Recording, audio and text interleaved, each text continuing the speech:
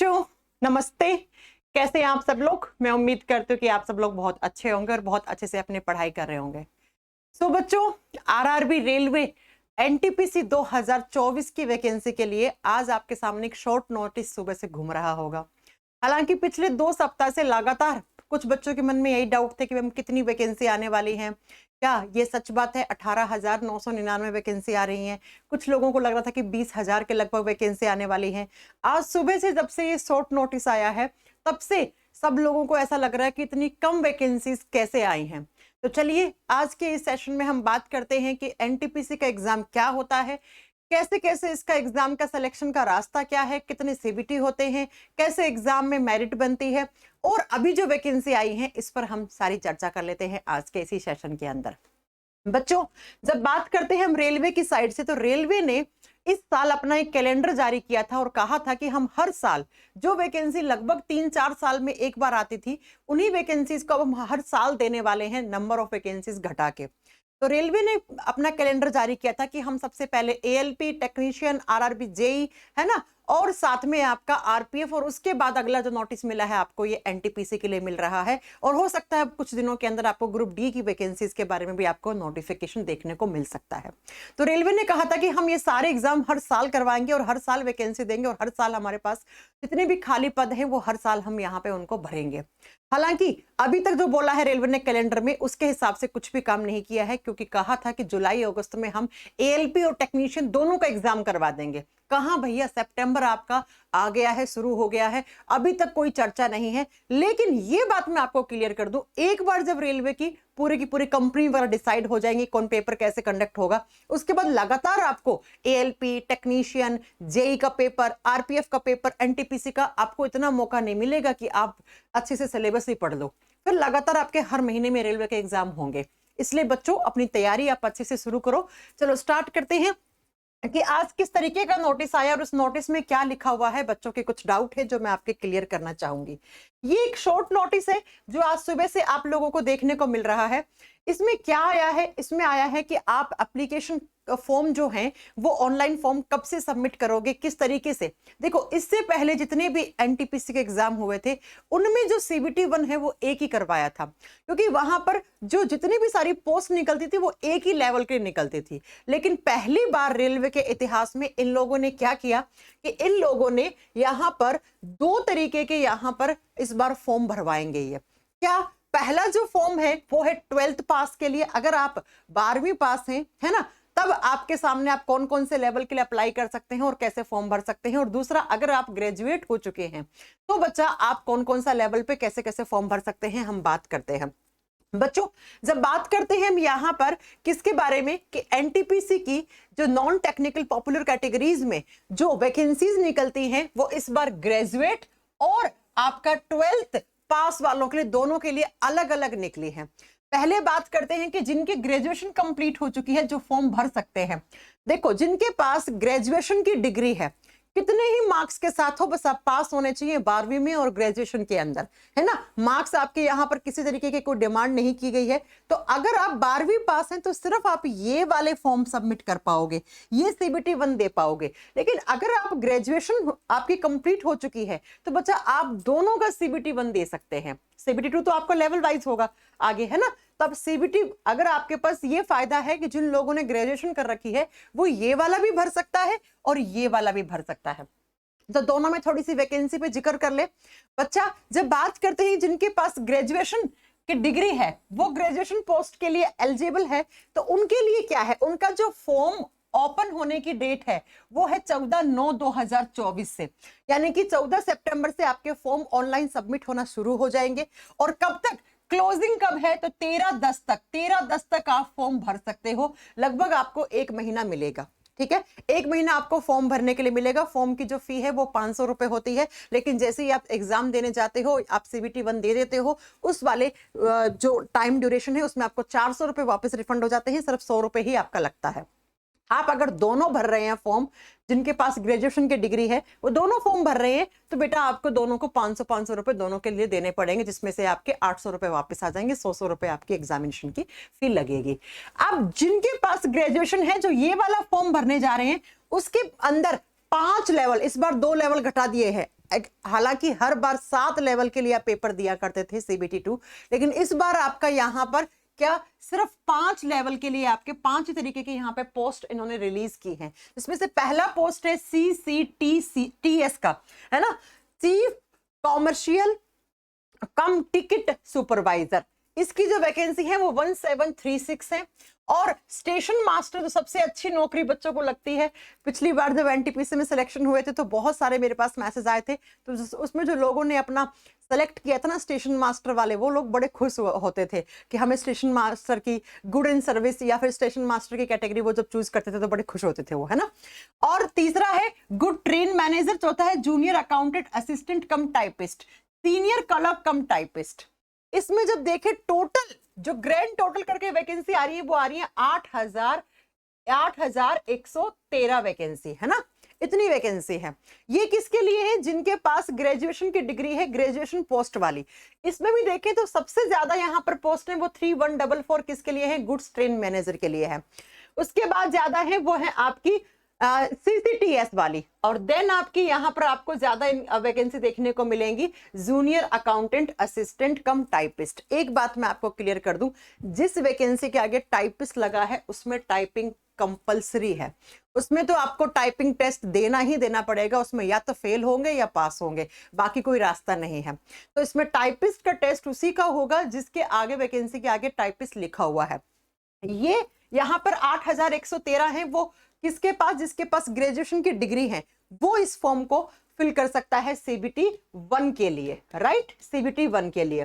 कब? तो 14/9 से आपके फॉर्म स्टार्ट हो जाएंगे, 13/10 तक आप फॉर्म भर सकते हो। फॉर्म की जो अमाउंट है वो मैंने बता दिया है, 500 रुपीज लगते हैं, लेकिन बेटा जैसे ही आप CBT 1 देने जाते हो या देकर आते हो उसके बाद 400 रुपए आपका रिफंड वापस आ जाता है, सिर्फ 100 रुपए आपके फॉर्म में कट जाते हैं। अब बात करते हैं जिनके पास सिर्फ 12वीं क्लास पास है ना, 12th पास वालों के लिए। 12th पास वालों के पास के जो फॉर्म है वो 21/9 से क्या होंगे, यहां पर भरना शुरू होंगे। पहले इनका भरा जाएगा ग्रेजुएशन वालों का, उसके बाद 21/9 से 20/10 तक, 1 महीने तक आपके फॉर्म आप सबमिट कर पाओगे जिनके पास 12th क्लास की डिग्री है। आप किसी भी स्ट्रीम से हो, आर्ट से हो, साइंस से हो, अगर आप 12वीं पास किए हो तो जी हाँ आप फॉर्म भर सकते हो। अगर आप 12वीं पास किए तो सिर्फ आप इसके लिए एलिजिबल हो, लेकिन अगर आप ग्रेजुएशन भी आपने पास कर रखी है तो आप ये दोनों CBT के लिए अलग अलग फॉर्म भर सकते हो। रेलवे के इतिहास में एनटीपीसी में पहली बार हुआ है। अभी तक एक ही CBT 1 होता था और CBT 2 लेवल वाइज होके CBT 2 के आधार पर और जो साइको टेस्ट होता था उसके आधार पर मेरिट बनी है पिछले एनटीपीसी के पेपर्स में। इस बार थोड़ा सा चेंज हुआ है, थोड़ा बदलाव हुआ है, वो बदलाव मैं आपको एक्सप्लेन करना चाहूंगी अभी, ठीक है। बात करते हैं कि जो 12वीं क्लास के लिए पोस्ट है वो यहां पर 4 है, जबकि यहां पर 5 थी। अब यहां पर ये वाली 3 पोस्ट लगभग सेम है। 4th पोस्ट है जो यहां पे ट्रेन क्लर्क की है ना, तो इसमें टाइपिंग चाहिएगी, इसमें टाइपिंग चाहिएगी, इसमें टाइपिंग चाहिएगी, इसमें टाइपिंग चाहिएगी। इसमें माने तो लगभग चारों के अंदर ही टाइपिंग आपको जरूरी है। टोटल वैकेंसी जो है 12वीं पास वाली वो है बहुत ही कम, 3445, सिर्फ इतनी ही वैकेंसी है। जो वैकेंसी जहां पर हम उम्मीद कर रहे थे कि 12-13 हजार ये आ जाए, टोटल मिला के कम से कम हमें लगा था 20,000 वैकेंसी तो आनी ही आनी चाहिए। तो बच्चों ये नंबर ऑफ वैकेंसी है। अब मैं एक बार फिर से क्लियर कर दूं, जिसकी 12वीं पास है वो सिर्फ इन्हीं 4 लेवल के लिए CBT 1 भरेगा, और CBT 2 में तो आपका लेवल वाइज एग्जाम होगा। जिस पोस्ट के आगे टाइपिस्ट लिखा हुआ है और टाइपिंग लिखा हुआ है उसमें टाइपिस्ट कंपलसरी है ना। CBT 1 दोनों के लिए अलग अलग है। अगर आप 12वीं पास हैं तो आप सिर्फ ये CBT 1 दे पाएंगे, अगर आपने ग्रेजुएशन कर रखी है तो आप इसका CBT 1 भी दे सकते हैं और इसका CBT 1 भी दे सकते हैं। ये एनटीपीसी के इतिहास में पहली बार हुआ है। CBT 1 सिर्फ क्वालिफाइंग है। CBT 2 और जो आपका टाइपिंग टेस्ट और साइको होगा उसको मिला के एनटीपीसी की क्या निकलती है, मेरिट बनती है बेटा। उस मेरिट के आधार पर बाद में आपको डीवी के लिए बुलाया जाता है। ये होता है पूरा प्रोसेस। इससे पहले क्या प्रोसेस था, CBT 1 कॉमन हुआ, CBT 2 के लिए लेवल, हर एक लेवल के लिए, जैसे लेवल 4 है तो इसके लिए अलग एग्जाम था, लेवल 6 है तो उसके लिए अलग एग्जाम था, और CBT 2 में लेवल और उसके बाद जिस लेवल में क्या था, टाइपिंग था, उसको मिला के, टाइपिंग और साइको टेस्ट को मिलाकर और CBT 2 को मिलाकर क्या बनती थी, मेरिट बनती थी। अब क्या होगा, दोनों का CBT 1 अलग अलग होगा और ग्रेजुएशन वालों के पास मौका है कि वो इसमें भी दे सकते हैं और इसमें भी दे सकते हैं। दोनों अलग अलग फॉर्म भर सकते हैं। फॉर्म की जो फी है वो 500 रुपीज है, जबकि 400 रुपए आपके रिफंड आ जाते हैं। ये आपका ये नोटिस सुबह से आया है, इस नोटिस को मैंने पूरा एक्सप्लेन कर दिया है। बात करते हैं मैम एज रिलैक्सेशन की। जी हाँ, ये 18 से 36 साल थी, ये जनरल के लिए 18 से 36 सारे के सारे के लिए। यहां पर जो है एज वो है 18 से 33 12वीं पास वाले में, जबकि ग्रेजुएशन वाले में 18 से 36 साल है। अब आप इसमें 3-3 साल जोड़ सकते हो, ओबीसी में 3 साल जोड़ लो, SC ST में आप 5 साल प्लस कर लो। एज रिलैक्सेशन दोनों में ही मिला है, इसमें भी मिला है, इसमें भी मिला है, और मिलना भी चाहिए, बिल्कुल सही बात है। जो नाइंसाफी हुई है वो हुई है यहाँ पर वैकेंसी में, लेकिन बच्चा रेलवे ने पहले ही क्लियर कर चुका था कि जब हम हर साल आपका पेपर करवा रहे हैं तो नंबर ऑफ वैकेंसी तो हम उतनी ही देंगे जितने हमारे पास पद खाली है। लेकिन हमें उम्मीद है जैसे ALP में और टेक्नीशियन में वैकेंसी बढ़ी थी, इन वैकेंसी में भी बढ़ने की हमें उम्मीद है। थोड़ा इंतजार करिए, वैकेंसीज बढ़ेंगी भी। अब बात करते हैं बेटा किसके बारे में, मैं आपको बता दूं कि कैसे कैसे आपको पेपर होगा, कैसे देना है। बहुत सारे बच्चे कंफ्यूज हैं। इससे पहले CBT 1 ही हुआ करता था, सारे लेवल के लिए एक ही CBT, लेकिन इस बार क्या होगा, CBT 1 2 बार होगा। ये 2 बार किसके लिए होगा, उन बच्चों के लिए जिन बच्चों की ग्रेजुएशन कंप्लीट हो चुकी है, तो वो दोनों के लिए फॉर्म भर सकते हैं, तो 2 बार CBT दे सकते हैं, CBT 1 देख सकते हैं। अब CBT 1 जैसे दे दिया, CBT 1 सिर्फ क्वालिफाइंग है, ये आपको क्वालिफाई करना है। जो मेरिट बनेगी वो किसके आधार पे, जब आपका CBT 2 का एग्जाम हो जाएगा और वो लेवल वाइज एग्जाम होगा।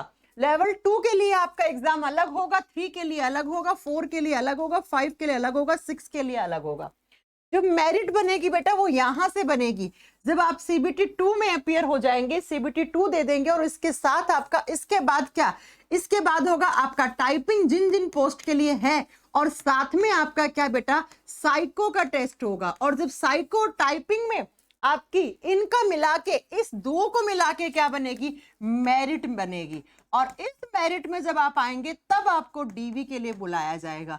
ये कुछ प्रोसेस है आपका इस साल का। जी हाँ, बिल्कुल सही सुन रहे हैं। इस साल आपके CBT 1 2 बार होंगे, 2 बार। CBT 2 लेवल वाइज होगा। और जो कैट, अब थोड़े से आप लोगों के मन में डाउट ये आ रहे होंगे कि मैम एग्जाम कब होगा, ये सारी बातें मैं अभी आपको बता देती हूँ।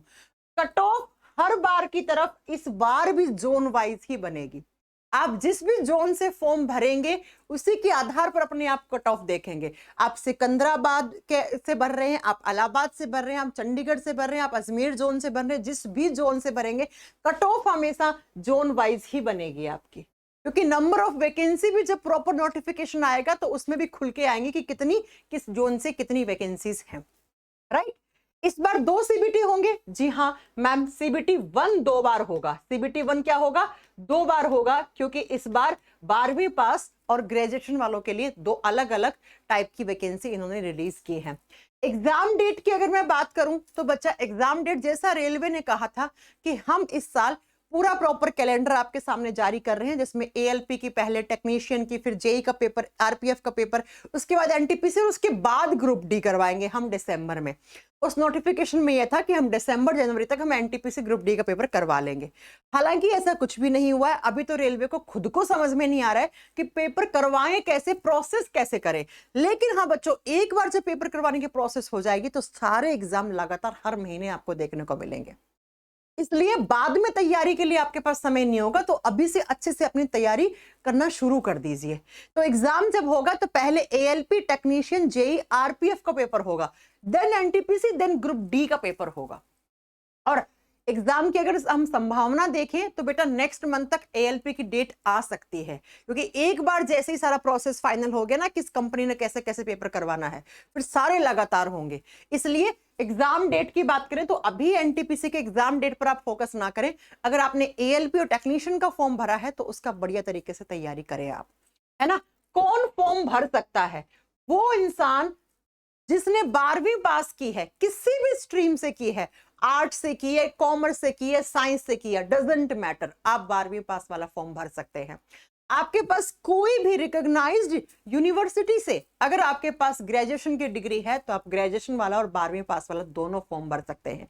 यहाँ पे स्ट्रीम कोई मैटर नहीं कर रही है आपके लिए, आप किस स्ट्रीम से हैं, ठीक है। तो अगर आप 12वीं पास हैं, आपके पास ग्रेजुएशन की डिग्री है, आप बेटा फॉर्म भर सकते हो। नेक्स्ट क्वेश्चन जो सबके सामने यही है, क्या मैम वैकेंसीज इंक्रीज होंगी? बेटा देखो, वैकेंसी की उम्मीद हमें थी लगभग 18 से 20 हजार आने के बीच में। अब आप जानते हैं एएलपी की भी वैकेंसीज पहले कम आई थी, ऐसे ही टेक्नीशियन की वैकेंसी पहले कम आई, दोनों की बढ़ा दी गई। ऐसे ही हमें संभावना है कि एनटीपीसी की वैकेंसी भी जब प्रॉपर कंप्लीट वाला नोटिफिकेशन आएगा उसके बाद बढ़ सकती है। बढ़ के इन वैकेंसीज का नंबर मेरे हिसाब से 18 से 20 हजार तक जाना ही जाना चाहिए। इससे कम वैकेंसी है मतलब वो अपने आप में ही एक बहुत ही खतरनाक सी बात है ना, क्योंकि भैया इतनी कम वैकेंसी 4 साल के बाद आ रही है, मतलब बेकार चीज है, राइट। तो ये सारे क्वेश्चन थे जो मैंने आपको यहाँ पे बता दिया। अब बात करेंगे बेटा, मैं एक नेक्स्ट वीडियो आपको सामने बनाऊंगी कि कैसे कैसे सीबीटी 1 में क्या सिलेबस आता है, सीबीटी 2 में कैसे आता है, प्रीवियस ईयर में कैसे कैसे क्वेश्चंस आए थे। उसके लिए हम कल भी एक वीडियो बना के आपके यहाँ पे चैनल पे अपलोड करेंगे।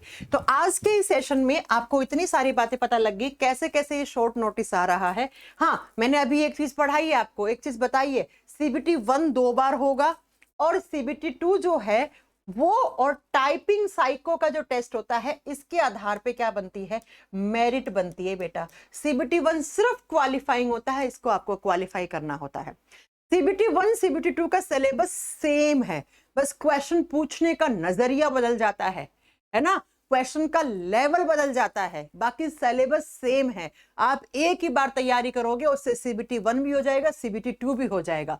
बस शर्त क्या है कि आप उस तैयारी को पहले दिन से ही सीबीटी 2 लेवल का दिमाग में लेके करोगे तो सीबीटी 1 तो आपका वैसे ही हो जाएगा।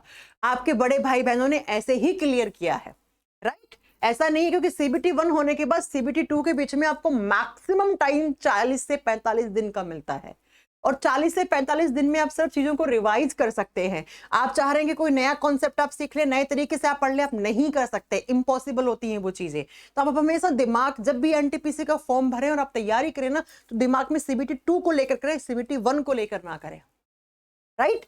और जैसे ही इसकी मेरिट निकल जाएगी फिर आपको डीवी और मेडिकल के लिए बुला लिया जाता है बेटा। ये प्रोसेस है एनटीपीसी के एग्जाम का। तो आपको सारी बातें पता लग गई होंगी कि एनटीपीसी का जो नोटिस वायरल हो रहा है, उस नोटिस में कैसे कैसे कितनी वैकेंसी निकली हुई है, कौन फॉर्म भर सकता है, कट ऑफ बेटा जोन वाइज ही निकलेगी। अब बात करते हैं बैच की, तो बैच की हमारा इसी वीक में बैच करियरविल की एप्लीकेशन पर आपको एनटीपीसी का बैच कमिंग सून है, आपको देखने को मिल जाएगा। भारत के सबसे बेस्ट टीचर्स उस बैच के अंदर आने वाले हैं, वो टीचर्स जिन्होंने पहले हजारों सिलेक्शन करवाए हैं रेलवे में, उनमें से साइंस का पार्ट मैं भी वहां देखने वाली हूं, ठीक है। तो इस वीडियो में इतना ही, शायद आपको क्लियर हो गई होगी कि किस किस तरीके से एनटीपीसी का ये शॉर्ट नोटिस में क्या क्या वैकेंसीज हैं, कौन कौन फॉर्म भर सकता है। आपके पास अगर डॉक्यूमेंट्स नहीं है, डॉक्यूमेंट्स तैयार कर लीजिए, फॉर्म भरिए, लेकिन पहले paper ALP technician, JEE, RPF, उसके बाद यहां पर क्या होगा बेटा, एनटीपीसी का एग्जाम होने वाला है।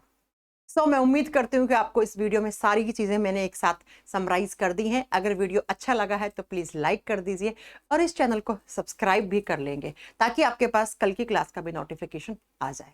Thank you so much, bye bye, take care, नमस्ते बच्चों।